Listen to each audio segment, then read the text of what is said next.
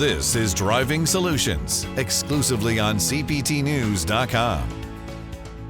Throughout the years, dealers have been navigating issues surrounding high interest rates and shortages in parts and labor. One factor dealers can control is their process to enhance the customer experience. Joining us today from the JM&A Group are Zach Williams and Jonathan Jordan to discuss more on how Virtual F&I is positively impacting the car buying experience and dealer profitability at dealerships nationwide. Gentlemen, thank you so much for joining me in the studio. It's really a pleasure having you in, and this is a very hot topic for sure. And Zach, I want to start with you. Can you give our viewers kind of a refresher on what Virtual F&I is? Yeah, absolutely. First, thank you for the opportunity to be here. So, Virtual F&I, I know we've kind of talked about it before, but Virtual F&I, we started all the way back in 2018. Mm-hmm. So, thankfully, we had a little bit of a leg up on COVID, where originally we were listening to consumers wanting to be able to buy from outside the dealership walls. Mm-hmm. And thankfully we put together a process that enabled dealers to be able to do that. And now fast forward, I like to say we're trying to blend the online and in-store process, mm-hmm. where we're trying to approach or solve that omni-channel puzzle of being able to enable a dealer to serve their customer how, when, where, and why the customer wants to transact. Right. And we did see, COVID hit. You guys were prepared. I know that for a fact. I know some of your clients, and you were ready for that. Not that you were preparing for COVID, because I don't think anybody was really preparing for that, but behind the scenes, you guys were going, hey, this is the future of retail automotive anyway. But when it did hit, we did see a bump come up on a full virtual deal, where it was, kind of like a Carvana, where you bought, you went online, you did everything online, and the car is delivered to you right to your driveway.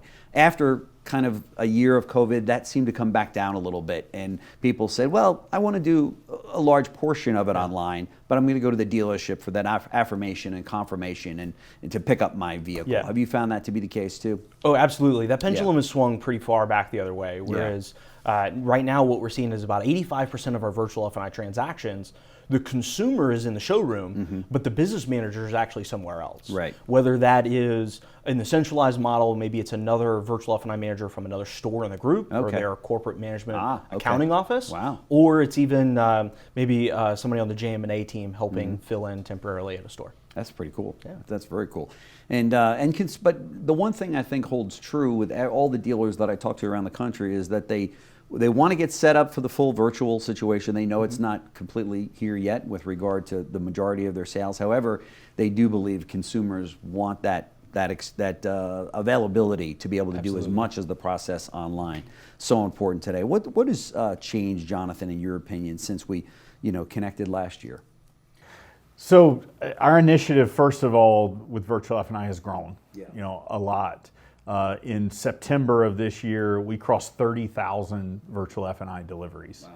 And, just to talk about that a little further, that's 30,000 car deals where the F&I manager and the customer never physically met. It's pretty impressive.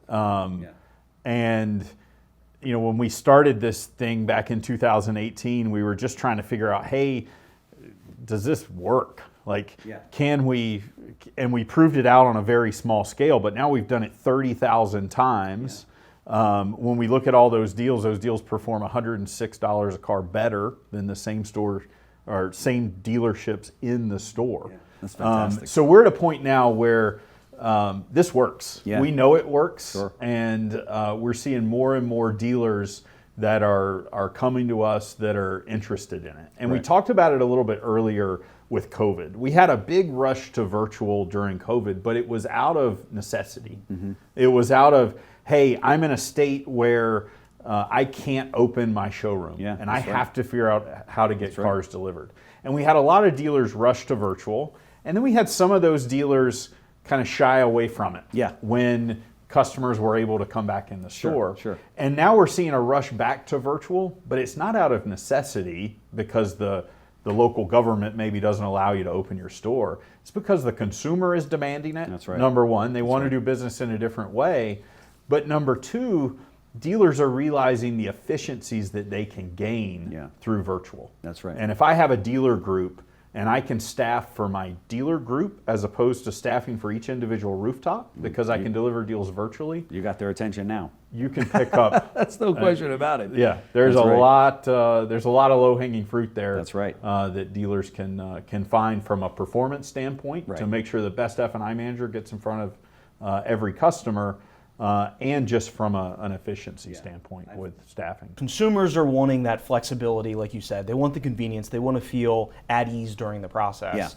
But when we've designed the virtual F&I process to do exactly that, put the client at the center of the process and try to purposely or thoughtfully remove as much friction from the process as possible. Sure. And what we found the effect of that to be is that enables the business manager or virtual F&I manager to truly adopt a much more consultative thought pattern. Yeah. And people think, or a dealer may think, oh, it's easy for a customer to tell a person on a TV no. But no, when you put the client at the center of the process and make it more about them, that's right. We've actually seen higher attachment rates and, as Jonathan said, better PRUs or better PVRs because of it. That's right. How are consumers feeling about the change that that we continue navigating through this increasingly digital world that we live in, Jonathan? I would say we're seeing overwhelmingly that consumers love the flexibility, number one, to be able to do business where they want to do business. But it's no surprise to anybody that the F&I office in the store is a pain point. And when we dig into that, why is it a pain point for consumers? The number one thing is the time that it takes to get through. Still the number one complaint. More than price, more than the way they were treated. Right. Yeah. And so with virtual, whether the customer's at home or the customer's in the store and maybe the F&I manager's not in the store, let's say a scenario where the store sells 3 cars at the same time and they've only got one F&I manager in the store. Well, now with virtual, 2 other F&I managers, whether it be another dealer group associate or a JM&A associate, can help facilitate that transaction, get the customer through the process quicker, which results in a more effective process. All right, so you just said something that just opened up a whole can of questions there, because dealers are watching going, did he just say a JM&A associate working that deal? Yeah. Talk to me. That's exactly what I Talk to me said. about that. So we have a team of associates. They're located across the country. Okay. And they are every day facilitating the F&I sales process for our dealer partners across the country. We're facilitating that interview process, the menu presentation, overcoming objections for the products, and selling those products on behalf of the dealer. Wow, that's fantastic. Zach, what types of dealerships are best suited for a virtual F&I? What does that look like? What are some of the benefits there to the dealer? Yeah, absolutely. I hate to kind of sound cliche here, but there's something in virtual F&I for everyone. Okay. Whether you're on the continuum of smaller store, maybe rural, hard to find talent, or all the way on the other side of the continuum, major metro, high volume store. Right. So let's start over on that side with the smaller store. Maybe it's hard to find talent and you need somebody to be able to consistently produce for you. A common scenario we find is what I call half business manager volume. So I think the average store volume across the United States is around 90, 95 cars a month. Okay. So what do you do if NADA and JM&A suggest business managers should do 60, 65 deals a month? Right. You're left with a tough decision. Yeah. Do you have one business manager that touches more deals and probably quality suffers? Which is, or money suffers too. Absolutely, Yeah. because then some deals are going to a used car manager or an up-and-coming salesperson. Yeah. That's not their full-time role. No. The alternative is, do you have 2 and they're vastly unproductive? Right. Right. Or now, what if virtual F&I is that third option or that solution for you, where you have one full-time person that maximizes his deals, his or her deals, and then virtual F&I maybe from a sister store or a JM&A associate take those other 30. Yeah. So we provide that safety blanket or that always hot hand ready to go type moment. Sure. Now on the bigger group, you obviously have the duplicity of scale and you can bring that in, and a dealer can maybe staff across multiple dealerships at once. Talking about efficiency earlier, there's one thing that I like to give a thought provoker or thought starter for a dealer out there is every dealer knows the KPI. What is your unapplied labor? What is your unsold time in the shop? Yeah. But does a dealer know what their unapplied labor is in F&I? That's a great question. It's not a KPI, and it's no one's fault. Nope. But on average, we find business managers have some free time in their day. No question. So in that last solution where you have 3 deals kind of sold at once, Right. what if you have a business manager at another store down the street? Why can't they take that deal? That's right. And this is the enablement for that. That's right. That's a great question, and it sounds like you've come up with the solution to it. So now the dealers that want me to ask this, okay, this all sounds great. What is the training involved to implement virtual F&I within a dealership environment? That's got to be huge. Yeah, fair question, because change management and certainly a change of a core process like F&I can be a scary thing. I totally get that. Well, I'm very humbled to work alongside and with some great teammates and great associates in the Virtual F&I team that we really try to give a white glove service to the dealer and guide them through this transition. So in true JM&A fashion, our team of dedicated Virtual F&I specialists will be on site, sitting shoulder to shoulder next to their teammates in the dealership, coaching them through success, demonstrating success on the first couple of transactions, being there for live on-the-job coaching. And then we try to wrap that with a multi-pronged approach where we equip our local field team, our dealer performance managers, how to incorporate virtual F&I in their day-to-day account development. So this is not a one-time training moment. This just becomes part of the life and heartbeat of the store.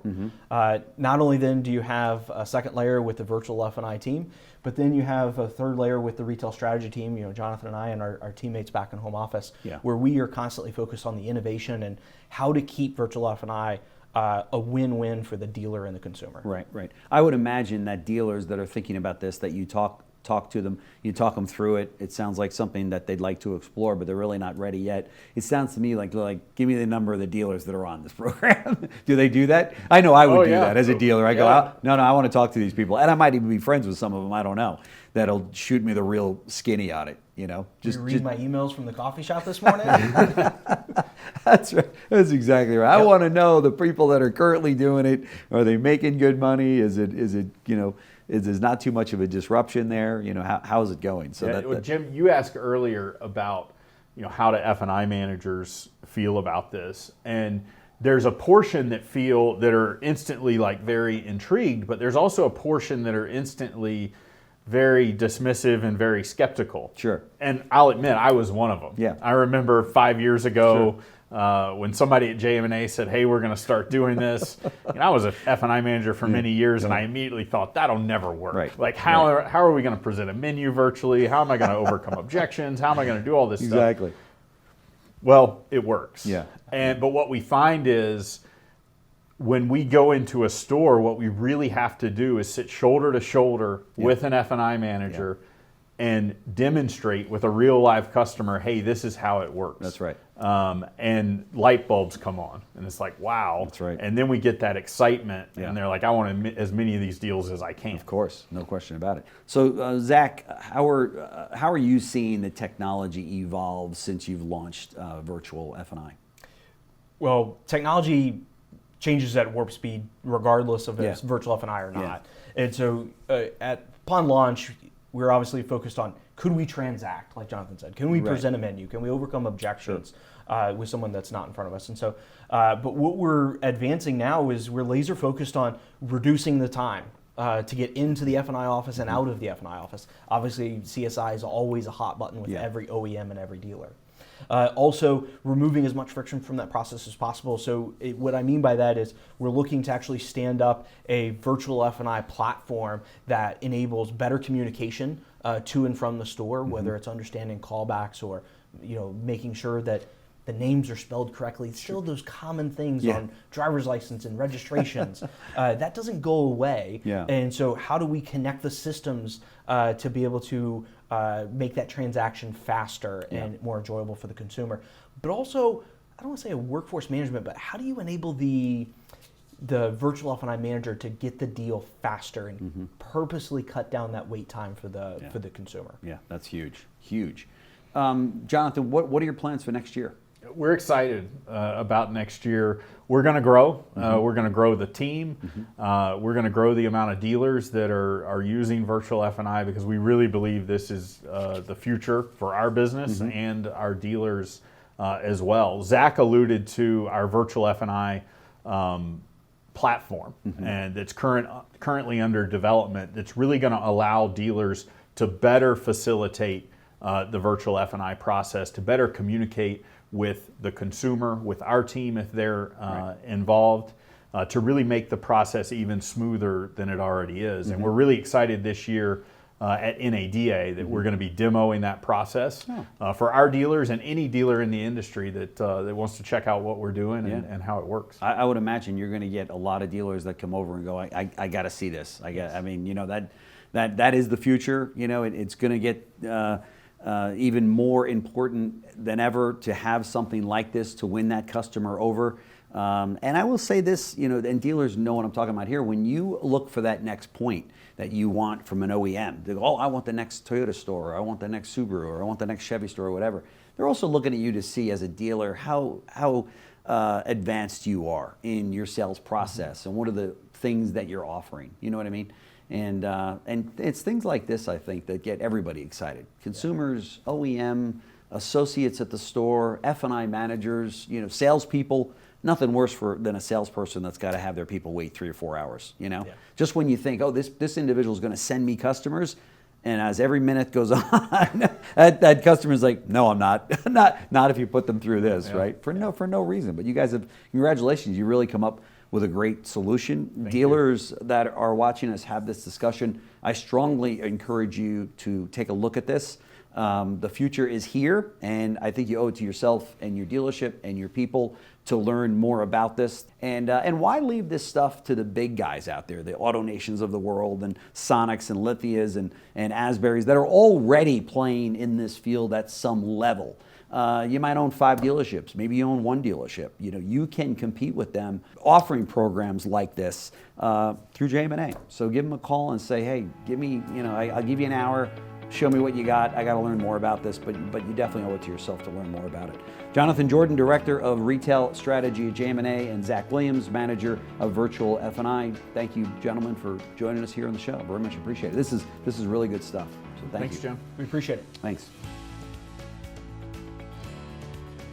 Thanks for watching Driving Solutions, exclusively on CPTnews.com.